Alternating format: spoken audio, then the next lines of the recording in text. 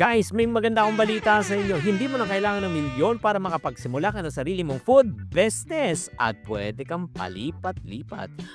Anong negosyo yan? Nako, kung gusto malaman, nako, huwag kayo mawawala.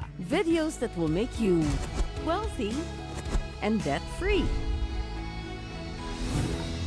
Hi there, this is Chinky Tan, your pambansang wealth coach. Alam nyo ba na may negosyo po na masarap, maganda, affordable pa. Kahit saan pwede ka rumampa, kahit saan, kahit kailan. Anong klaseng negosyo yan? Ito yung tinatawag na food trike business. Yes, ano ibig sabihin ng food trike business?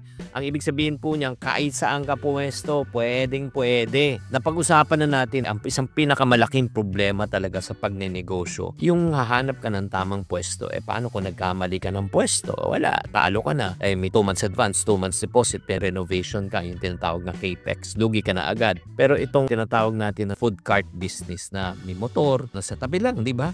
Kahit saan pwede kang pumunta. Ito ano po yung advantage? Number 1, mababa lang overhead mo, wala kang monthly. Di mo kailangang mag-renovate ng store. Lahat ang kailangan mo na isa-isang pwesto na lang, di ba? Nasa motor, tabi lang.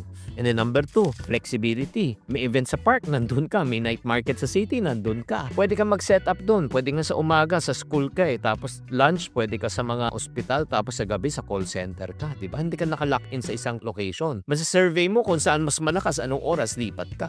Number 3 ay branding and visibility. Kasi kung creative yung design mo, madaling mapansin ang pagkain mo. Dapat picturable, shareable, instagrammable. Isang viral TikTok or reel lang, naku, boom, sold out ka na, maniwala ka. Pang-apat din po, ang kagandahan din po ng ganitong klaseng business.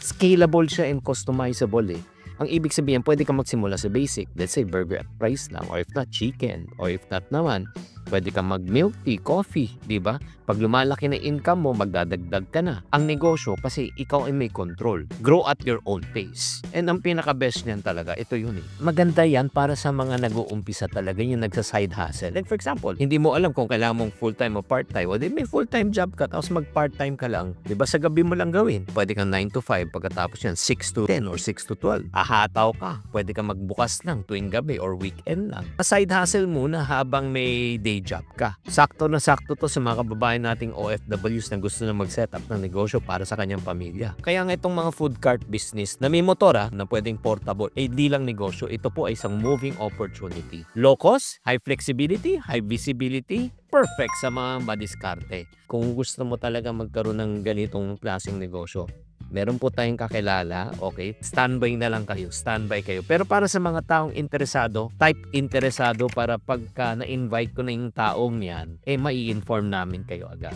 okay?